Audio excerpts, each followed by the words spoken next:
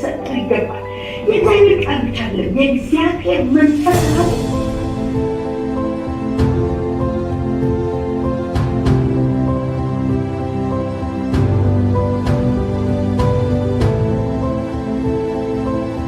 እርሱ በእግዚአብሔር መልክ ሲኖር ሳለ ከእግዚአብሔር ጋር መተካከልን መቀማት እንደሚገባ ነገር አልቆጠረውም። ነገር ግን የባሪያን መልክ ይዞ በሰው ምሳሌ ሆኖ ራሱ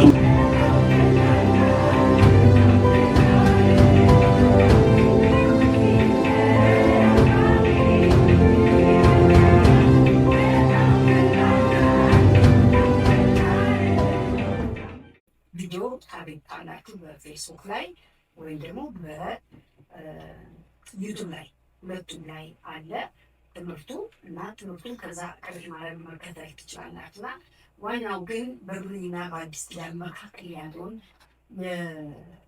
የእግዚአብሔር የተጠቀመበትን የሰውን ልጅ ከኤደን ገነት ጀምሮ የጠፋውን ያ ከእግዚአብሔር ሀሳብ የወጣውን ሰውን ለማግኘትና ለመፈለግ የሄደበትን ረጅሙን ርቀት ብሉይ ኪዳን ይዞት ሄዶ ከዛ ደግሞ ከብሉይ ኪዳን ቀጥሎ ደግሞ ወደ አዲስ ኪዳን እግዚአብሔር አዲስ ኪዳንን ገባ። በዛ አዲስ ኪዳን መሰረት እግዚአብሔር ደግሞ እንደገና እሱ ራሱን በዛ በአዲስ ኪዳን እንደገለጠና በኢየሱስ ክርስቶስ ምክንያት የአዲስ ኪዳን አገልግሎት ብልጫ ያለው የተሻለ አገልግሎት ነው። በዛን ጊዜ የነበረው አገልግሎት የኩነኔ አገልግሎት ተብሎ የሚጠራው እንኳን ያንን ያክል ካገለገለ ምንኛ ይሄ ደግሞ የጸጋ አገልግሎት እንዴት አገለግል እያለ በዕብራውያን ጸሐፊ ላይ ያተኮረ ነገር ስናጠነጥን ቆየንና ብልጫ ያለው አገልግሎት እንዴት አገለገለች ቤተክርስቲያን። መጀመሪያ ስለ ቤተክርስቲያን ተነጋገርን፣ ስለ ቤተክርስቲያን አወራን፣ ከዩኒቨርሳሊቶች አወረዳትና ደግሞ ወደ ሎካል ቤተክርስቲያን ውስጥ መጣን። አስፈላጊነቱ የቤተክርስቲያን መኖር የእግዚአብሔር ሀሳብ እንዲገለጥባት አንዱ የሚጠቀምበት ቢኖር እግዚአብሔር ሰዎችን ከተለያየ ቦታ ከጨለማ እየነጠቀ እያመጣ የተሰባሰብንባት ቤተክርስቲያን ትባላለች ብለን እየተነጋገርን ባለበት አካሄድ ላይ ሆነን ደግሞ አሁን ቤተክርስቲያን ይሄንን ብልጫ ያለው አገልግሎት ይሄንን የተሻለ አገልግሎት ልታገለግል የቻለችው በምን ምክንያቱ ስንል እግዚአብሔር ገና በኤደን ገነት የመጀመሪያው እግዚአብሔር ሰውን ሲፈጠር ሰውን ከመፍጠሩ በፊት ሰማይን ሲፈጠር ምድርን ሲፈጠር የፈጠራን ስራ በሚያደርግበት ጊዜ እግዚአብሔር የተጠቀሙ ቃሉንና መንፈሱን ነው።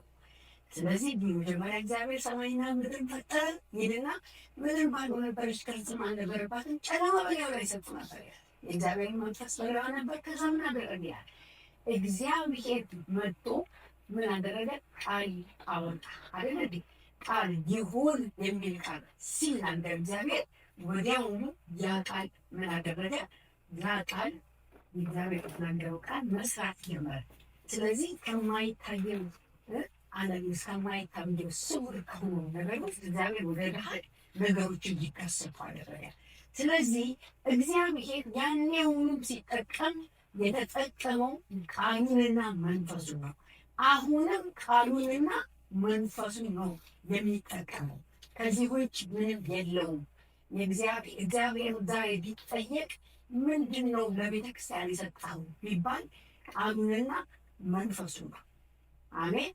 ስለዚህ የእግዚአብሔር ቃል በሰዎች ይመጣል። የእግዚአብሔር ቃል በመጽሐፍ ቅዱስ ሪከርድ ሆኖልናል።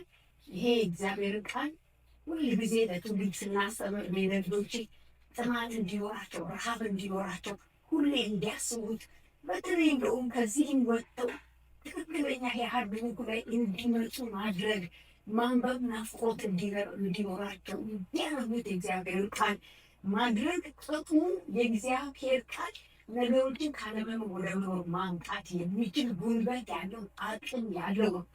ስለዚህ ጴጥሮስ እንኳን ሲናገር ምንድን ነው በገናናው አይደለም፣ በገናናው ተራራው ላይ አይደለም፣ በዛ በገናና ክብሩ አየነው አለ። በገናና ክብሩ አየነው አለና ተገለጠልን አለ። ነገር ግን ከዛ መገለጥ በላይ ግን ከትንቢት የጸና ምን አለን አለ? የእግዚአብሔር ቃል አለን እያለ ይናገራል። የእግዚአብሔር ቃል ከትንቢት ሁሉ የጸና የእግዚአብሔር ቃል አለን ይላል። ስለዚህ በቃሉና በመንፈሱ አማካኝነት ነው። ዛሬ እስቲ ወደ አንድ ታሪክ ውስጥ እንውሰዳችሁና እንዴት አድርጎ እግዚአብሔር በሕዝብ መካከል በአገር ደረጃ፣ በማህበረሰብ ደረጃ፣ በግለሰብ ደረጃ የሰው ሕይወት ሲወድቅ፣ ሲደርግ፣ ሲበተን፣ የሰው ራዕይ በቃ ሲጨልም፣ ሰው ተስፋ እንደሌለው ሆኖ በሚንቀሳቀስበት ሁኔታ እንዴት እግዚአብሔር በቃሉና በመንፈሱ ጣልቃ ገብቶ እንደገና ሰራዊት አድርጎ እንደሚያቆም ከአንድ ክፍል ላይ ወስደን እንመለከታለን። ይሄ መጽሐፍ ትንቢተ ሕዝቅኤል ይባላል። ሁላችንም በግልጽ እናውቀዋለን። ያንን መጽሐፍ የብዙዎቻችን እንደውም ፌቨራይት ክፍል ይመስለኛል። በቃ እግዚአብሔር እንዴት አድርጎ አጥንት ከአጥንት ጋር ጅማትን አንገጣቱን እንዴት እግዚአብሔር እንደገና እንዳቆመው ያንን ሕዝብ ስናይ ደስ ይለናል። እኔ በዚህ ክፍል ላይ ሁሉ የሚገርመኝ ምንድን ነው? ትንቢተ ሕዝቅኤል 37 1 እስከ 28 ላይ ያለው ያ ክፍል ሕዝቅኤል መጽሐፍ ላይ ያለው ክፍል እግዚአብሔር በህልውና ከነግሙ እግዚአብሔር በቃ ከሙሉ ስራው ጋር ወደ ሰው የመጣበት ነው ብዬ የማስበው። ወደ ሰው እግዚአብሔር ወደ ሰው ትራብ የመጣበት እና ሰዎች ደርቀው የነበሩበትን ቦታ ላይ በትንቢት ወስዶት እግዚአብሔር የሰውን ችግር ለመፍታት ወደ ሰው የተራመደበት ይመስለኛል። ነገር ግን እስቲ ሕዝቅኤል 47 አንብቡ። ትምህርት አይደለም ይሄ ዛሬ 47ና 37 47 ላይ ደግሞ ስትመለከቱ ሰውን ወደ እግዚአብሔር ህልውና ያመጣበት ነው። እግዚአብሔር ወደ ሰው የመጣበት ነው 37 47 ላይ ደግሞ ስታደርጉ ደግሞ ሰው ወደ እግዚአብሔር ህልውና እንዲገባ የተደረገበት ነው። የመጀመሪያው እግዚአብሔር ሁሉ ጊዜ ወደ ሰው ይመጣል። ሰውን ካነሳው ወዲያ፣ ሰውን ካቆመው ወዲያ፣ ሰውን ካበረታው ወዲያ እንደገና ደጋግሞ አይደለም እግዚአብሔር ወደ ሰው አለ እንዲህ ነው። ሰው ደግሞ ወደ እግዚአብሔር ህልውና እንዲመጣ ያደርጋል። ሕዝቅኤል መጽሐፍ እግዚአብሔር ወደ ደረቁ ህዝቦች ሄደ ይላል። ወደ ተበታተኑ ነገሮች ሄደ በመንፈስ ይዞት ሄዶ ያንን ነገር ፊክስ ያደርግናል። ሕዝቅኤል 47 ላይ ደግሞ ብትሄዱ ለየት ያለ ነገር ነው። እግዚአብሔር ሰውን ወደ ምንድን የወሰደ መቅደሱ ወዳለበት ስፍራ ወስዶ ከመቅደሱ በሚወርደው ወንዝና ውሃ ውስጥ ወስዶ ሰውን ወደዛ ህልውና ውስጥ አስገብቶ እስቲ ለካ እያለ ሰውን አይደለም እስቲ ለምኮኑ መለኪያውን አስቀምጥና ለካ እያለ ሰው ቁርጭምጭሚቱ ጉልበቱ ምናምን እያለ ዋኝቼ መውጣት እስከማልችልበት ደረስ ብላል። ወደ እግዚአብሔር ሙሉ ህልውናውን ሲወስደው እናያለን።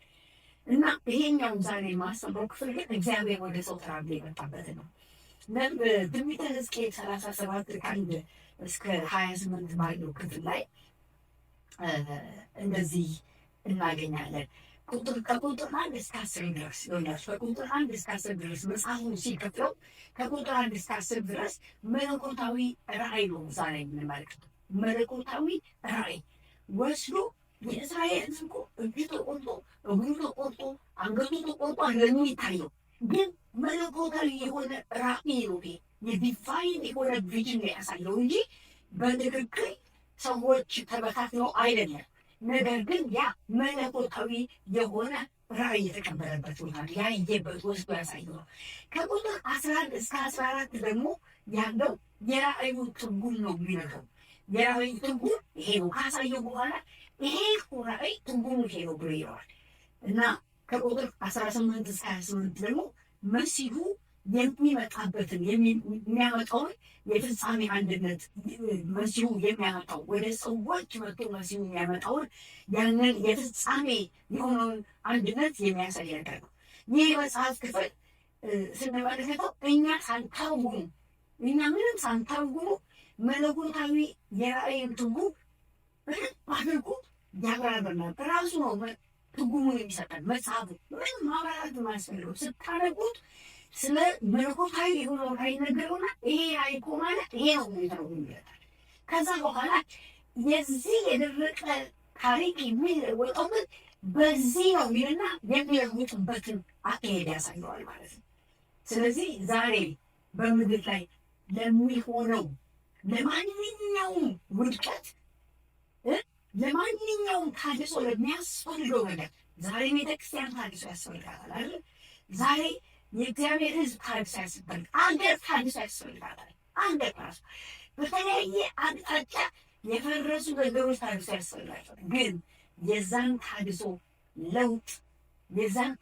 ለውጥና ሂደቱ ግን በምንድን ነው የሚካሄደው ስንል በእግዚአብሔር ቃልና በመንፈሱ ነው። አሜን። ቤተክርስቲያን ዛሬ ልትመልሰው የሚገባው ነገር ቢሆን ቃሉንና መንፈሱ ነው። የእግዚአብሔር ቃል ይነገራል። መንፈስ ቅዱስ ደግሞ ቃሉ እየመጣ ያጸናዋል። መንፈስ ቅዱስ ደግሞ ለዛ ለተነገረው ቃል ወደ ህዝብ ውስጥ ገብቶ አይደለ እንዴ? ምንድን ነው የሚለው የእግዚአብሔር ቃል ጳውሎስ ሲናገር ያው በእናንተ ውስጥ ያለው መንፈስ እሱ ራሱ ምን ያደርጋቸዋል? ያስተምራቸዋል አይደል የሚለው። ስለዚህ የእግዚአብሔር ቃል እንኳን ተነግሮ ሰው ካብራራው በላይ ሊያብራራና ሊገልጽ የሚችል የእግዚአብሔር መንፈስ ነው። ምክንያቱም እሱም ሲነግረን ምን አለ? ያ የተስፋ ቃል ኪዳን ያ በአብ በስሜ የሚነግርላችሁ መንፈስ ሲመጣ ወደ እውነት ይመራቸዋል አለ። ከኔ ያለውን ነገር ወስዶ ነገር ያ የምትረሱትን ሁሉ ራሱ ያስታውሳቸዋል እያለ ይናገራል። እንደዚህ አንዳንዴ አይታችሁ ሳታውቁ ማንም ሰው ሊያስረዳን ያልቻለውን የእግዚአብሔር ቃል ራሳችን እየጸለይን እግዚአብሔር ሆይ የዚህ ነገር ትርጉም ምንድን ነው ስንል ራእይ ብናይ ህልም ብናይ ምን ብናይ በእግዚአብሔር ፊት ስንጸልይ የጌታ መንፈስ ነገሩን ይታወቅልናል፣ ክሊር ያደርግልናል። እግዚአብሔር የተመሰገነ ይሁን። ስለዚህ ቃልና መንፈሱ ተነጣጥሎ አይደለም የሚሰሩት። እና አንዳንድ ጊዜ ቤተክርስቲያን ልትጠነቀቅ የሚገባው ነገር አንዱን ቃል በአንዱ ብቻ ልትጓዛችን። አንዳንድ ጊዜ የቃሉ ቀድ ብቻ ሰዎች ይወጡና ቃሉን በቃ ይሉታል። ነገር ግን መንፈስ ቅዱስ ስሙ ከሌለ ያንን ነገር ሙሉ አድርገው። አንዳንዶቹ ደግሞ የቃል ነገር የለም ይላል፣ መንፈሱ ይላል። እንደዛ ሊሆን አይችልም። ሁለቱም አብረው የሚሰሩ ነገር ቃሉና መንፈሱ ፍጥረት ላይ እንኳን እግዚአብሔር ሲፈጥር ካልተለያዩ ኢየሱስ ክርስቶስ በሚሰራበት እዛ በወረደበት ዘመንና ባገለገለበት ዘመን መንፈስ ቅዱስ ቆሞ ያበረታው እንደነበረ ይናገራል። ቃሉ ደግሞ እሱ ራሱ ነበር። ቃልም እኔ ነኝ ይሏል። ስለዚህ ያ ቃል እንደሚያስተምረን ሁሉ በቃሉ አማካይነት እንደሚናን ቃል ስጋ ለበሰና ጸጋንና እውነትን ተሞልቶ በማን ውስጥ አደረ ይላል? በእኛ ውስጥ አደረ ይላል። ስለዚህ ኢየሱስ ክርስቶስ እንደተጠቅ ብሎ አይደለም እኛ ውስጥ የገባው፣ በመንፈሱ አማካይነት እኛ ውስጥ አድሯል ማለት ነው። ጌታ የተመሰገነ ነው። ዛሬ እንግዲህ ይሄንን ነው በደንብ ለማየት የምፈልገው እና ራእዩ ምንድን ነው? እስኪ ቆይ ራእዩ ምንድን ነው ስንል የደረቁ አጥንቶች ናቸው። መለኮታዊ ራእዩ በቃ የደረቁ አጥንቶች ላይ ወሰደና የተካተሉ አጥንቶች ላይ ወስዶ አስቀመጠ። የዚህ የደረቅ አጥንት ትርጉም ወዲያው ሰው ታገኝታለች። ትርጉሙ የደረቁ ሰዎች ናቸው ይለዋል። እስራኤል እንዲህ ነው የደረቀው ብለዋል። የተበታተኑ አጥንቶች ይለውና አሁንም የተበታተነ ህዝብ ነው ይለዋል። ስለዚህ መለኮታዊ ትርጉም በልክ አድርጎ ያስቀመጠበት ክፍል እንደሆነ እንመለከታለን። እስራኤል ከአብርሃም እስከ ከነዓን ድረስ ወይም እስከ ኢያሱ ድረስ እንደ አንድ ህዝብ ነበረች። የእግዚአብሔር ህዝብ ነበሩ። እንደ አንድ ህዝብ የእግዚአብሔር ህዝብ ነበሩ። እንደ አንድ ሀገር ደግሞ መንግስት የነበራቸው ነበሩ። በዛ እንትን ውስጥ ነበሩ የነበሩት እና እስራኤል ከከነዓን እስከ ባቢሎን ድረስ ደግሞ ስንመጣ ከእግዚአብሔር ጋር ያላቸው ግንኙነት የተቋረጡበት፣ እግዚአብሔር ያየናቸውን ነገር ያጡበትና የፈረሱበት እንደነበረ እንመለከታለን። ከዛ በኋላ ግን የሚሆነው ነገር ምንድን ነው? በከነዓን የታየው ራእይ ሙላት ያገኘበትን ጊዜ እናያለን። ከጭቆና ነፃ እንደወጡ እናያለን። እግዚአብሔር አምላካቸው እንደተባለ እንመለከታለን። እግዚአብሔርን እስኪያደንቁ ድረስ አሕዛብ ዙሪያቸው ያሉት ያ ተነግሮ የነበረው ነገር እዛ ጋር ሲደርሱ ሙላት እንዳገኘ በብዙ ስደት ውስጥ ያለች በዛ ሙላት ውስጥ እንደመጡ እንመለከታለን። ስለዚህ በሕዝቅኤል ላይ እንደምናያቸው የመጀመሪያ ይዞታውን የለቀቀ ህዝብ እናያለን። የእግዚአብሔር ቃል ሲናገር እዚህ ቦታ ላይ ቃሉ ይዤዋለሁ፣ አነባዋለሁ። የእግዚአብሔር ቃል እንደዚህ ይላል። ከመጀመሪያው ትንሽ ሂድላችሁና ከዛ ደግሞ አቆመዋለሁ። የእግዚአብሔር እጅ በላይ ነበር ይላል ሕዝቅኤል። ከዛ እግዚአብሔር በመንፈሱ አወጣኝ፣ አጥንቶችን በሞሉበት ሸለቆ መካከል አኖረኝ፣ በእነርሱ አንጻር በዙሪያቸው አሳለፈኝ። እነሆም በሸለቆ ፊት እጅግ ብዙ ነበሩ፣ እነሆም እጅግ ደርቀው ነበር። እርሱም የሰው ልጅ ሆይ እነዚህ አጥንቶች በሕይወት ይኖራሉን አለኝ። እኔም ጌታ እግዚአብሔር ሆይ አንተ ታውቃለህ አልኩት። እርሱ ምን ያለኝ በእነዚህ አጥንቶች ላይ ትንቢት ተናገር።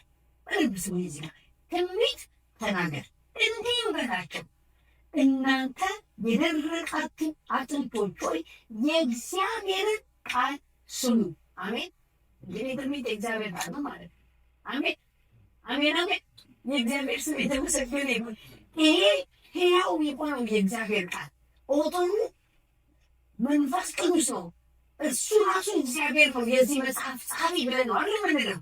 በሰዎች አማካኝነት በመንፈስ በውስጣቸው እያደረ ለእኛ ሊገለጽ የሚገባውን ነገር ከሰማይ ከፍጥረት ጀምሮ ያለውን እንደገና ሊመጣ ያለውን ገና ደግሞ ያልተፈጸመ ዘመን ያልተፈጸመና ደግሞ እንደገና በትንቢት መልክ የተቀመጠ እስከ ራእይ ድረስ ጸሐፊ ማነው ብለን ነው እኛ ለልጆችን የምናስበው። ለራሳችን እውቀት ያዝነው እግዚአብሔር ራሱ በመንፈስ ቅዱስ አማካኝነት በሰዎች አድሮ ጻፈልን።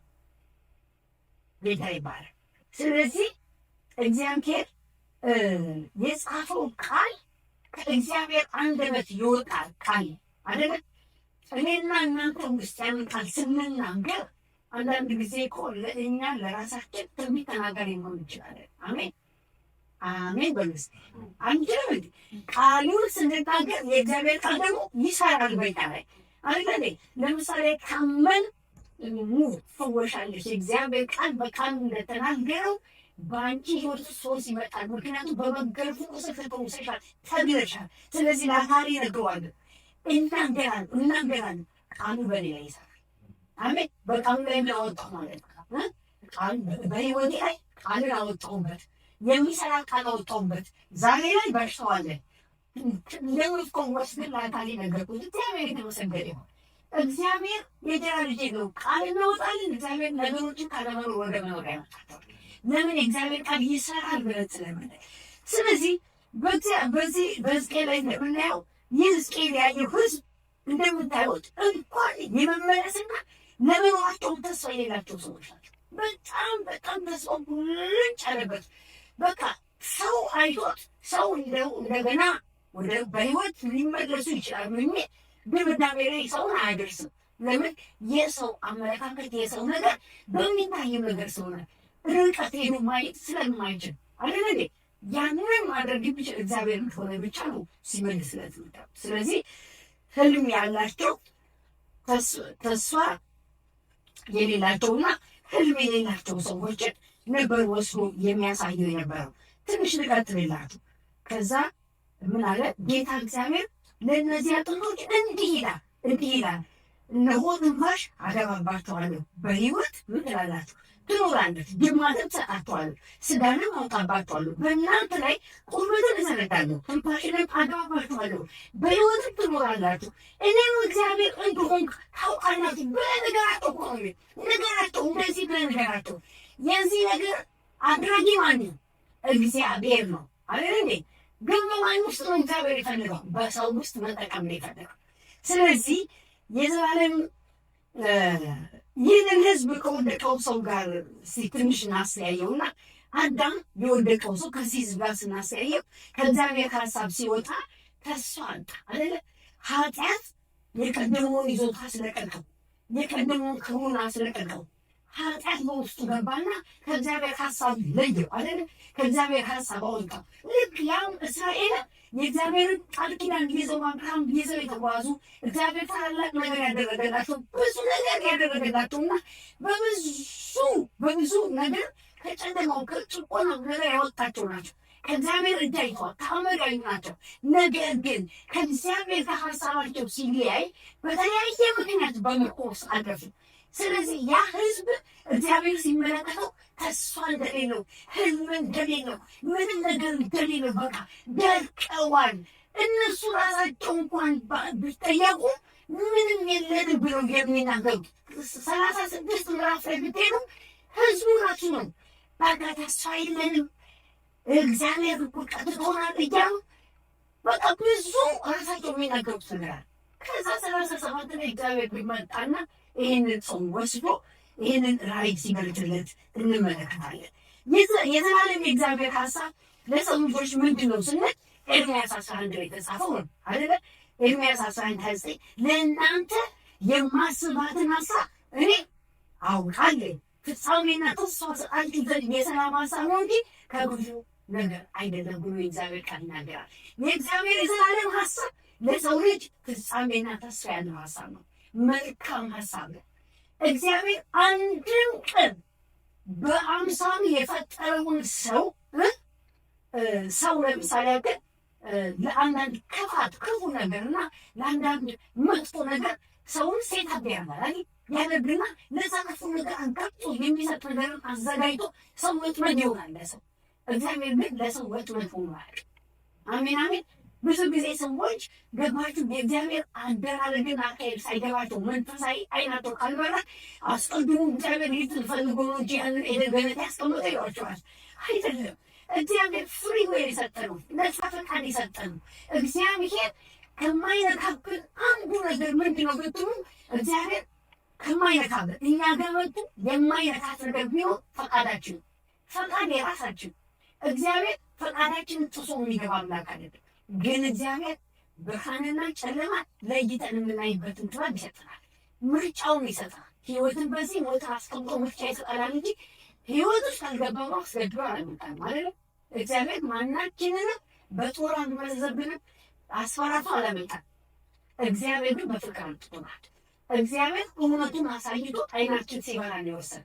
ስለዚህ እግዚአብሔር እንደዚህ ሴታፕ የሚያደርግ አይደለም። የእግዚአብሔር ሀሳቡ ከዘላለም ጀምሮ የእግዚአብሔር ሀሳብ ለሰው ልጅ ምንድን ነው? በመልክ በምሳሌ እንፍጠር ብሎ የእሱን ምሳሌና መልክ በውስጡ አስቀምጦ የፈጠረውን ሰው ያውን ደግሞ ሁሉን እንዲገዛ በኤደን ገነት ያስቀመጠውን ሰው በቃ እኔ እንደውም ይገርመኛል። እግዚአብሔር በቃ ግዛና እንትመልካሉ እስቲ እነዚህ ሰዎች ደግሞ ስም አውጣላቸው ብሎ ሲሆን በፊቱ አሳለፈበት ነው አለ።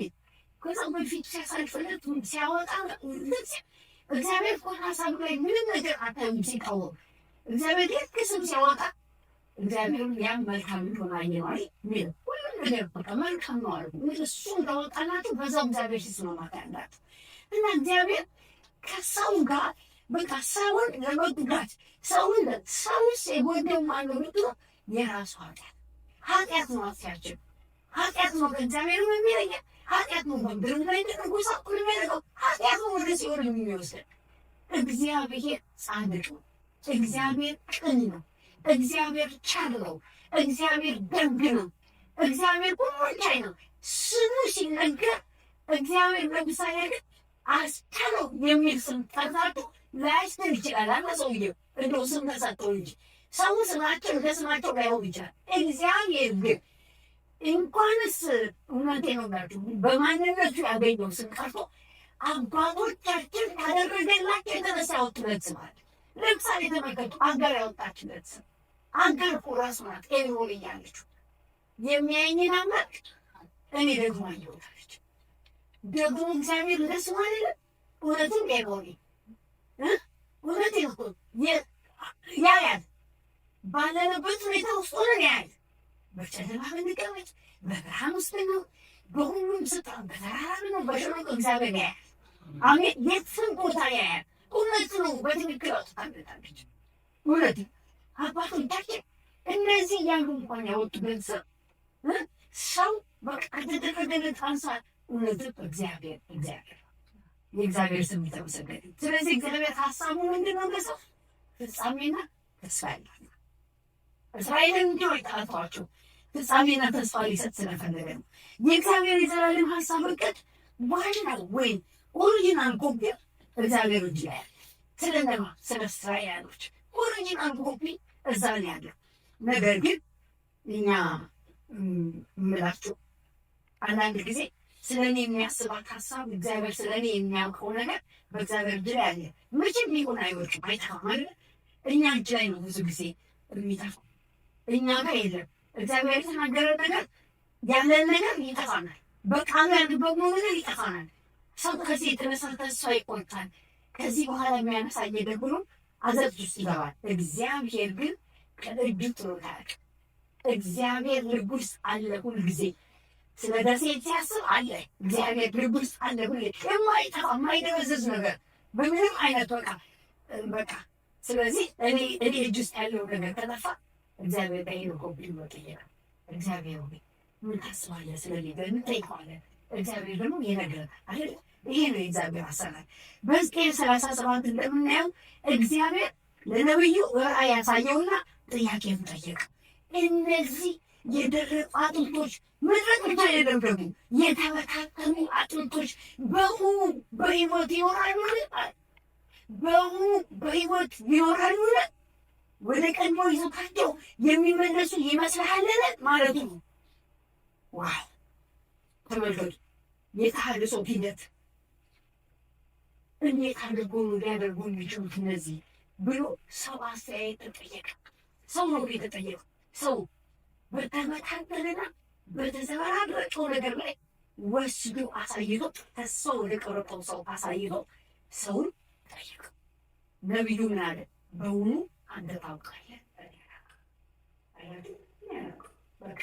እኔ የማየው የወደቀ የተበታተነ ተስፋ የተቆረጠበት ነገር ነው ግድ የለህም እግዚአብሔር እኔ አላውቅም አንተ ግን ታውቃለህ አሜን ሁሉናወጥ እግዚአብሔር ይመስገን አንዳንዴ አድሬስ ብናደርግ ወደ እሱ እኮ ምንም አይደለም ምንም አይደለም እግዚአብሔር በዚህ ይፈርድ መስላችኋል አይፈርድበትም አይፈረድበትም እንዴት አታውቅም አላለም እኔ አላውቅም እኔ ሲድረስ ያየሁት በቃ ወስዳ አውጥተህ ይህንን በቃ ተስፋ የቆረጠ ነገር አሳይተኛል አልችልም እኔ አላውቅም በሕይወት ተመልሶ አብሮ እንደሚቆም አንተ ታውቃለህ ምን ማለት ነው የዚህ ሁኔታ ኮፒው ኦሪጂናሉ ነገር አደች ላይ ያደረገው እኔ አላውቅም ስለዚህ ህዝብ ታስበው የምታቃተለ እኔ አላውቅም እግዚአብሔር አለ እኔ ችሎታው አለኝ ግን ችሎታውን ግን አንተ ውስጥ ነው አስቀምጠዋል እኔ ችሎታ አለኝ አደርገዋለሁ ግን እኔ አንተን ነው የፈለግኩት አንተ ውስጥ ማስቀመጥ ነው የፈለግኩት ጌታ የተመሰገነ ይሁን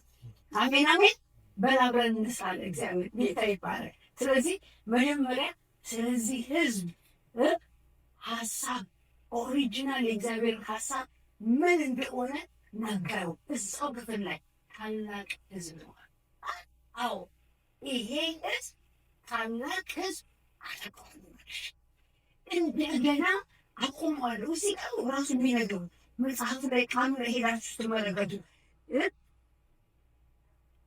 እርሱም የሰው ልጅ ትንቢት ተናገር እያለው ካለ በኋላ ይሄ ህዝብ ብሎታል ታላቅ ህዝብ አደርገዋለሁ የእግዚአብሔር ስም የተመሰገነ ታላቅ ህዝብ እጅግ ደቅቶ ነበር ይልና የትኛው ጋር ሆነ ቆይ ልምጣላችሁ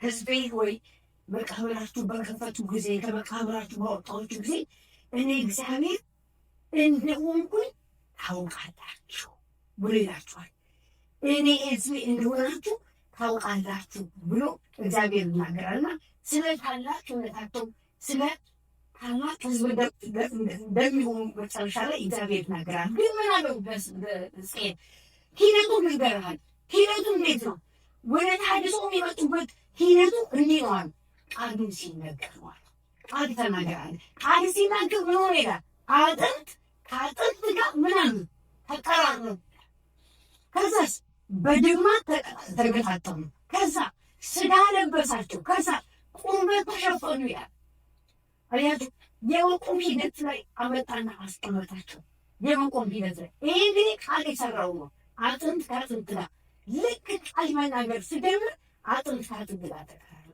ከዛ በጅማት ተገጣጠሙ ከዛ ስጋ አለበሰባቸው ከዛ በቁርበት ተሸፈኑ ይልና እዛ ጋር ግን አቆመ ያ ከሆነ በኋላ ያ ህዝብ ታላቅ ህዝብ ላይ የተባለው ሰው ያ ታላቅ ህዝብ የሆነው ህዝብ ፋንክሽን የሚያደርግ የሚንቀሳቀስ የሚሄድ የሚወርስ የእግዚአብሔርን ሀሳብ የሚያስፈጽም የተገባለትን ተስፋ ቃል ኪዳን ሄዶ የሚወርስ የእግዚአብሔር ሀሳብ እናቂ ያለበት ህዝብ ነው ስለዚህ ማለት የሚቀጥለው ደግሞ ይሄ ነፋስ ሲጠራ መንፈስ ቅዱስ ነው የሚወግነው ነፋሱ ጥራ አለ ነፋሳት ካሉበት ስፍራ ሁሉ ነፋሳትን ጠራ ከዛ መንቀሳቀስና መራወድ ጀመሩ የሚቀጥለው ሂደታቸው ሰራዊት ሆኖ ቆሙ። ከዛ ታላቅነትን መጎናጸፍ ጀመሩ። ወደ ፍጻሜያቸው መጡ። ሰራዊት የሚለው ቃል ትንሽ ከህዝብ ላቅ ያለ ይዘት ያለው ማለት ነው። ሰራዊት የሚለው ለመዋጋት፣ ለማስለቀቅ፣ ለመውረስ የተዘጋጀ ህዝብ ማለት ነው። ሰራዊት ወረድ ሲል ዝም ብሎ አንድ ተራ የሆነች አንድ ግሩፕ ማለት ነው። ታላቅ ህዝብ ሆኑ። ከግብፅ ሲወጡ የነበራቸው መልክ ያዙ። ያን ጊዜ ከግብፅ ይዟቸው ሲወጣ እግዚአብሔር ምን ሊያደርጋቸው ነው አይደል? የራሱ ህዝብ የሚዋጋ የሚወርስ ከእግዚአብሔር ሀሳብ ጋር የሚሄድ በምድር ላይ እግዚአብሔርን የሚያመልክ የሚጠብቀው ምድር አለ። ሄዶ እየተዋጋ የሚወርሰው ከነዓን አለ። እግዚአብሔር ያሳየው በመንገዳቸው ሁሉ ያገኙትን ሁሉ አሕዛብን እያሳፈረ እግዚአብሔር በእነሱ ተጠቅሞ እንደነ ኢያሱ አይነቱ እየመሩ ወደዛ ደርሰዋል። ያ ህዝብ ያንን አቋም ይዞ ወጣ። ነገር ግን የሆነ ቦታ ላይ ያንን ሲያጣ እግዚአብሔር አሁን ሲመጣ በቃልና ተመልሶ ይመጣ። ዛሬ ንገራችሁ ቤተክርስቲያን ብዙ ሺህ ዓመት አስቆጥራለች በምድር ላይ። ቤተክርስቲያን ክርስቶስ ሞቶላታል። ከመጀመሪያው የእግዚአብሔር ቃል ሲናገር ማቴዎስ ላይ ኢየሱስ ክርስቶስ ስለ ቤተክርስቲያን ሲናገር በዚህ ዓለት ላይ ምን ይሰራል ማለት ቤተክርስቲያን የተሰራን የገሃነም ደጆችን እንኳን ምን አይሆንም አይቋቋማትም። ምን ማለት ነው? ቤተክርስቲያን ገሃነም ደጅ ድረስ እየሄደች ነፍሳት ትናጠቃለች። ገሃነም ደጅ ድረስ እየሄደች ሰዎችን ወደ እግዚአብሔር መንግስት ታመጣለች። ግን የእግዚአብሔር መንግስት በምታመጣበት ጊዜ ቤተክርስቲያን ልትጠቀመው የሚገባው መሳሪያዋ ምንድነው? ቃሉና መንፈሱ ነው። የእግዚአብሔር ቃል በሙላት ሲሆን መንፈስ ቅዱስ አብሮ ከእግዚአብሔር ቃል ጋር መስራት ሲጀምር ቤተክርስቲያን ከተማዎች ላይ ትገናለች። እግዚአብሔር ያግንነ የጣለውን ያስነሳል። ዝም ብሎ በቃ መመላለስ ምንም እንትን አያደርግም። ነገር ግን የእግዚአብሔር ሕዝብ ወራሽ ነው።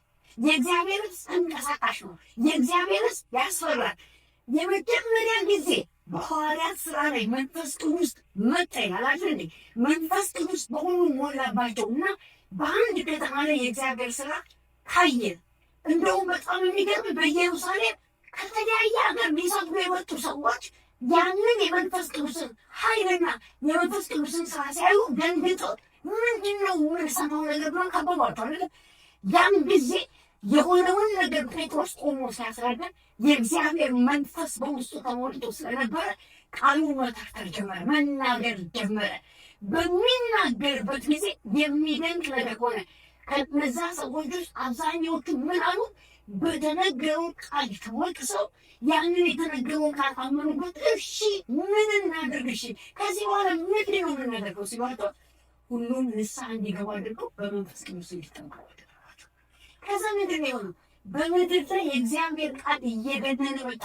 በየቀኑ የሚድኑ ሰዎች ይጨመሩ ነበር። ከማ የተነሳ ከእግዚአብሔር ቃልና ከመንፈሱ የተነሳ። ዛሬ ቤተክርስቲያን እነዚህ አይነት ህይወት ይስጣት። አሜን አሜን። እንዲህ አይነት አገልግሎት ይምጣልን። በየቀኑ ነፍሳት ይድን ነበረ። ዛሬ በአመት መዳን አልቻለም። ምጥ ይሆናል። ሰዎች ወደ እግዚአብሔር መንግስት መቀላቀል አልቻለም። ለምን? የጣልነው ነገር አለ። እግዚአብሔር ደግሞ የሚፈልገው ነገር አለ። እንድናነሳ የሚፈልገው ነገር አለ። የእግዚአብሔር ቃል በሙላት በቤተክርስቲያን ውስጥ ሲንቀሳቀስ የእግዚአብሔር መንፈስ መስራት ሲጀምር ባይዘው ነገራቱ በአንድ ዲፓርትመንት ወይም ደግሞ በቤተክርስቲያን ውስጥ ስም ተሰጥቶት በሚቀመጠው ወንጌል ስርጭት ወይ ወንጌላዊነት ብቻ ሳይሆን ምዕመኑን ሁሉ ምስክርነት መመስከር ይገባል።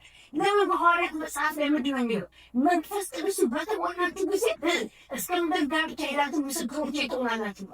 ልንገራችሁ ዛሬ ወንጌልን በቴዎሎጂ ደረጃ ተምር ላንናገረው እንችላለን፣ ላናስተምረው እንችላለን። ምስክር በመሆን ግን ብቁዎች ነን። በኢየሱስ ክርስቶስ እግዚአብሔር ያደርገን ብቁዎች ነን። የተደረገልንን መመስከራችንን የሆነልን መመስከራችንን ቢያንስ የመራልንን መናገራችንን ቤተክርስቲያን ይውላችሁ ሪቫይቫል ውስጥ ናት። የመጨረሻው ዝናብ እየዘነበ ነው፣ እየተንቀሳቀሰች ነው ከተባለ በቤተክርስቲያን ውስጥ ምን ይመጣል መሰላችሁ? ሁሉም ሰው የወንጌል ኃላፊነት ይቀበላል። ሁሉም ሰው መመስከር እንዳለበት ያውቃል። ሁሉም ሰው ህዝብ ማለት ይሄ ነው፣ ሰራዊት ማለት ይሄ ነው። ገባችሁ? ተስፋ እንዳለው ሰው የሚንቀሳቀስ በከተማው ላይ አንድ ጊዜ የምንሰማው ሆይ አንድ የሆነ ሪቫይቫል ተነስቶ ነበረ እና ሁላችንም እናውቀዋለን። የአዙዛን ሪቫይቫል በአንድ ስትሪት ላይ አዙዛ በምትባል ስትሪት ላይ ካሊፎርኒያ ውስጥ የተከሰተ ሪቫይቫል። ያ ሪቫይቫል በአንድ ግለሰብ ውስጥ ነው። በቃ እግዚአብሔር መጣ። በሚሰብክበት በዛ መንገድ ላይ የእግዚአብሔር እሳት ነደደ። ያ የእግዚአብሔር እሳት እስከምን ድረስ ሄደ? እስከ ኤሮብ ጫፍ ድረስ ሄደ። ያ ሪቫይቫል ጎንባል ሄደ። በቃ ከተማ ውስጥ ወንጌልን ለመስበክ በጣም ብዙ ቀላል ነገሮች ነበሩ። ያ እሳት ስለፈሰሰ፣ ያ ሪቫይቫል ስለተነሳ በገቡበት ካፌ፣ በተገባበት የእግዚአብሔር በቃ ማለት ፕሮግራም በማይደረግበት ሬጉላር ስፍራ በምትሆንበት ትምህርት ቤት ውስጥ ሰው ቁሞ ግን የእግዚአብሔር ቃል ሲናገር ነፍሳቶች ይሹ ነበር። በእውነት እላችኋለሁ እኔ አሁን በሀገራችን ላይ ወንጌልን አሰርም ብለው በተነሱት በኮሚኒስቶች ጊዜ ውስጥ የዳነው ህዝብ ብታዩ ጉድ ነው። ቤተክርስቲያን አንደርግራውንድ ሆናል። ቤተክርስቲያን ታፈነች ተብሎ ተዘጋጅ ተብሎ በተባለበት ጊዜ በዛ ጸጥታ ዘመን ውስጥ የእግዚአብሔር መንፈስ በቃ እሳት ነበር የለቀቀው። ልቀመጥ ቢል እንኳን መቀመጥ የማይቻልበት ዘመን ልቀመጥ ቢል ሁሉም ይናገር፣ ሁሉም በሽንፍት እግዚአብሔርን ሀሳብ ይናገራል፣ ይጸልያል፣ በርትቶ እንትን ያደርጋል። አንድ ጊዜ ታዲያ ታምራት ኃይሌ መዝሙር ሲያወጣ እነዚህን ሁሉ ማን ወደ ብሉት ያለሽ ብሎ የዘመረው በዛ ምክንያት። ከዛ ከስደት በኋላ እውነትም ሲወጣ ቤተክርስቲያን እስክትደነግጥ ድረስ ይሄ ህዝብ በስደት ውስጥ ነው የተወለደ። ያሁን ደግሞ ኳሊቲ ላይፍ ያለው ህዝብ፣ ያሁን ደግሞ ክርስትና አይታችሁ የምትቀኑበት ህዝብ፣ የእግዚአብሔር መንፈስ በሙላት የነበረበት ህዝብ ዛሬ ቤተክርስቲያን ይሄን ክብር ይመልስላት። አሜን አሜን። በነፃነቱ ዘመን ዛሬ እንደነበረችን የትኛውም ኮርነር ቤተክርስቲያን መክፈት በሚቻልበት በነፃነት በምንሰብክበት ዘመን እንደውም ደግሞ እዚህ ከተማ እዚህ ሀገር እዚህ አሜሪካ የተባለበት በስፒች ነፃነት ፍሪደም በሚታመንበት ማንም እምነቱን በሚያስገባበት በዚህ ሀገር ውስጥ ተቀምጠን የተኛንበትን አተኛኘት ልነግራችሁ አልችልም። ወጥተን ለመመስከር ለመናገር ያስቻልንበት ለምን የእግዚአብሔር ቃል በሙላት ቢኖር መንፈሱ ቢኖር አንቀመጥም። ዛሬ ይሙላብን። አሜን ይሙላብን። አሜን አሜን። በቃ ቃሉን ይዘው ተነሱ። እነዚህ ሰዎች ቃሉን ይዘው ተነሱ። እግዚአብሔር የተመሰገነ። በዘሩባቤል ጊዜ እዝራ ካህኑ ኢያሱ የፈረሰውን የሰሎሞንን መቅደስ ለመስራት በተነሱበት ጊዜ ቃል ነበራቸው። በተስፋው ቃል ተነሱ። ቃሉን ይዘው በቃ ታገሉ። ስንት ዓመት አታገላቸው? 16 ዓመት። ምን ጥለው ነበር ይላል እግዚአብሔር ጋር መንፈሱ ጥለው ነበር። ወደ ዘሩባቤል ሲመጣ እግዚአብሔር ሲታገል ነው የደረሰው። ያንን ለመስራት ለ16 ዓመት ከታገሉ በኋላ እግዚአብሔር መጣና ዘሩባቤል ሆይ ምንድን ነው ያለው?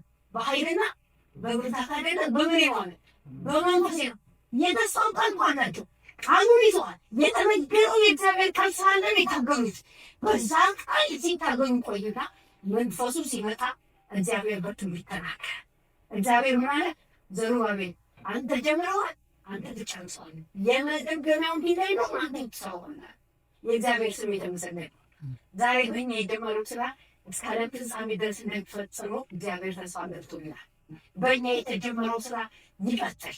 ቤተክርስቲያን ትሙላ፣ ትጨናነቅ፣ ነፍሳት ይዳኑ፣ የእግዚአብሔር ክብር ይገለጽ። አጋዱ ሁሉም መሳሪያ ይሁን፣ ሁሉም የእግዚአብሔርን በቃ ቃል ይዞ የሚወጣ ያድርገው። እግዚአብሔር ብርሃን ያብራለን። እግዚአብሔር ብርታት ይስጠን። በእውነት ይሄ ከሆነ እግዚአብሔር በዘካርያስ ዘመን እንደሰራው እንደዚሁ ዛሬ በእኛ ይሰራል። በሕዝቅኤል ዘመን እግዚአብሔር በዛ በተበታተናት ውስጥ የሰራውን ታሪክ እግዚአብሔር ዛሬ በእኛ ውስጥ ይደግመዋል። የእግዚአብሔር ስም የተመሰገነዋል። አሜን አሜን አሜን። ስለዚህ ሰራዊት አድርጎ እንዲያቆመን ዛሬ በ2026 ትልቁ ረሃባችን ነው፣ ትልቁ ጥማታችን ነው። ይኸውላችሁ በቀደምም እግዚአብሔር ሲናገር ነበረ ብዙ ነገሮች። አንዳንድ ጊዜ እግዚአብሔር መርህ ይሰጠናል፣ መልእክት ይሰጠናል። እግዚአብሔር በመርህ እንድንመራ ይፈልጋል። በእውነትሽ አሁን ለምሳሌ ይኸውላችሁ ይሄ ሐሙስ ሊያልቅ ነው፣ የመጨረሻው ማለት እንጂ በቃ ሊያልቅ ነው። ይሄ የመጨረሻችን ሐሙስ ነው።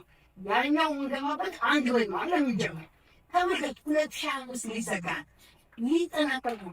ቤተክርስቲያን በምን አቋም ላይ ናት ያለችው? በምን አቋም ላይ ናት ያለችው? እግዚአብሔር ዛሬ የተበተነ ነገር ካለ፣ የፈራረሰ ነገር ካለ፣ ስንት ፈርሶ የተቀመጠ አለ።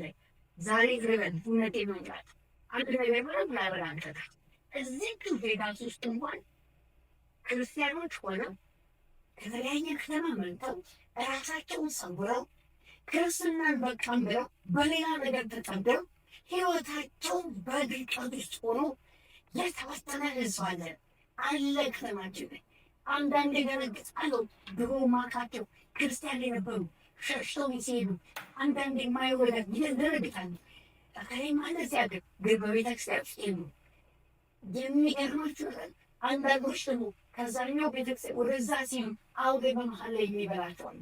አሁን የሚያጣድፋሉ በቃ በዛ ከዛ ሲባል በእውነት እግዚአብሔር ሰራዶ በዚህ 2026 እኔ በህይወቴ ዛሬ በ2026 የተወራሩ የሆት ለሻችን አሁን የሶስት ቀን ጾም ጸሎታለን አለ 2026 ዝም ብለን እንገባ አልፈልግም። እንደ አገር ላይ እግዚአብሔር እንደሰጠን ቤተክርስቲያን እንመራለን እንዳለ አገር ላይ ምንድን ነው ብየዋል። ቤት ምን ፈለግ ከኔ እኔ ምሮሬ ካልቀረ በከተማ ውስጥ እንዴት ሰው ይሞታል?